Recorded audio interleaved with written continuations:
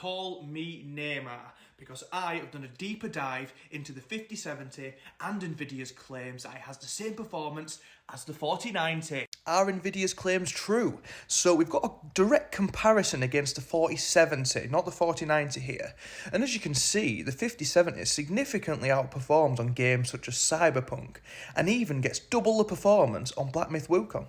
Nvidia have very sneakily included a footnote for all the testing performances here, and if you read it, it shows that the 40 series generation of cards only used frame generation, whereas the 50 series during testing used multi-frame generation up to the 4 times mode. You can see it in the bottom right there.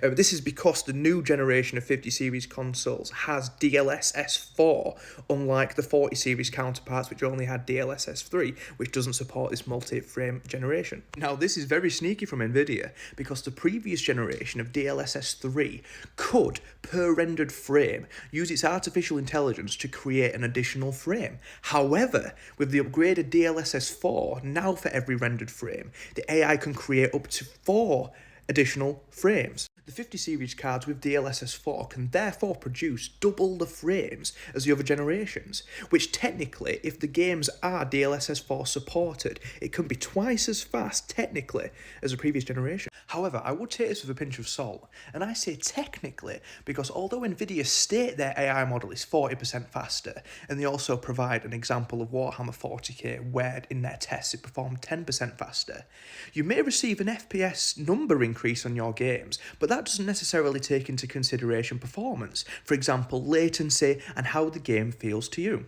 We therefore do not know the raw performance comparisons between the cards, and therefore the above performance statistics there could be slightly misleading.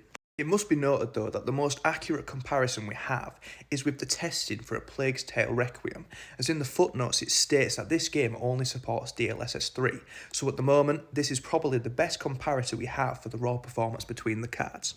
And as a side note, I've never actually played this game, so please let me know in the comments if it's any good and whether I should play it. Has this changed your minds on whether you'll be buying a 5070? Well, if it has, please let me know in the comments below. And whilst you're down there, go on, give me a follow. Thank you very much.